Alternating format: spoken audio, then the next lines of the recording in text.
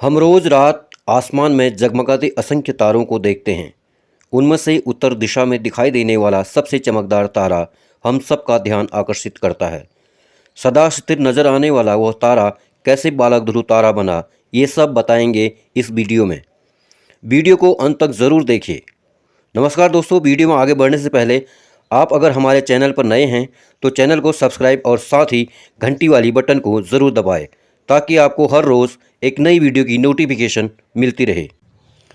ब्रह्मा जी के मानस पुत्र स्वयंभू मनु के दो पुत्र थे, वीर्यवत और उन्नातपाद।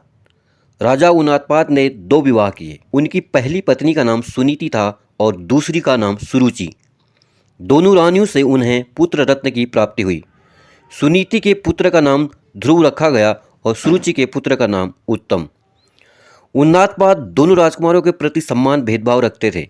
रानी सुनीति भी अपने पुत्र ध्रुव की तरह उत्तम को भी अपना पुत्र मान स्नेह किया करती थी, किंतु सुरुचि के मन में सुनीति और ध्रुव के प्रति ईर्ष्या भाव था। एक दिन उत्तम अपने पिता की गोद में बैठा खेल रहा था। उन्नातपाद उससे प्रेम से सहला रहे थे।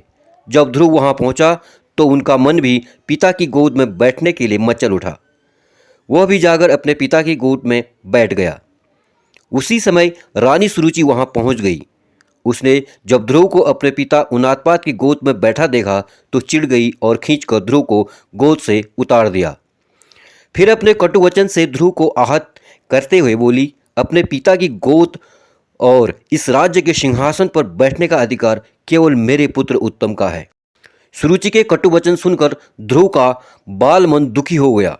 वह दौड़कर अपनी माता सुनीति के पास गया और रोते हुए सारी बात बता दी। सुनीति उसे समझाते हुए बोली, पुत्र दुखी मत हो, ना ही उस मनुष्य के अमंगल की कामना करो जिसने तुम्हें अपमानित किया है।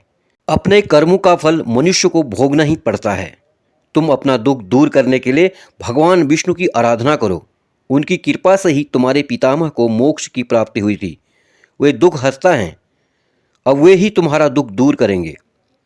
माता की बात से बालक ध्रुव के कोमल मन में भगवान विष्णु के प्रति भक्तिभाव जागृत हो गया। तत्काल गृह त्याग कर वह वन की ओर प्रस्थान कर गया।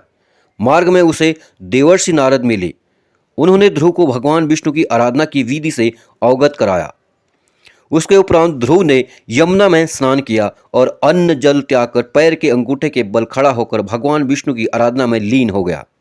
समय व्यतीत होने के साथ उसके तप के तेज में वृद्धि होने लगी, जो तीनों लोक में पहुंच गई। उसके अंगूठे के भार से पृथ्वी दबने लगी। उसका कठोर तप देख भगवान विष्णु को उसके समक्ष प्रकट होना ही पड़ा। ध्रुव को दर्शन देकर भगवान विष्णु ने पूछा, वत्स, तुम्हारी आराधना से मैं अत्यंत प्रसन्न हूँ। बोलो, क्या वरदान चाहते हो? बालक ध्रुव कहने लगा, भगवान, मुझे माता सुरुचि ने अपमानित कर पिता की गोद से उतार दिया था। उनका कहना था कि मैं अपने पिता की गोद का अधिकारी नहीं हूँ।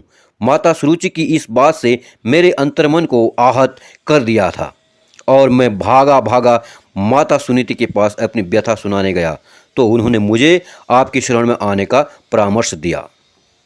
मैंने आपकी आराधना आपकी स्नेह प्राप्ति के लिए की है। प्रभुवर, आप जगत के तारणहार हैं। आपकी दृष्टि में सृष्टि के समस्त प्राणी समान हैं। पिता के गोद से उतारे जाने के बाद मैंने प्रण लिया था कि मैं अब केवल आपकी ही गोद में बैठूंगा।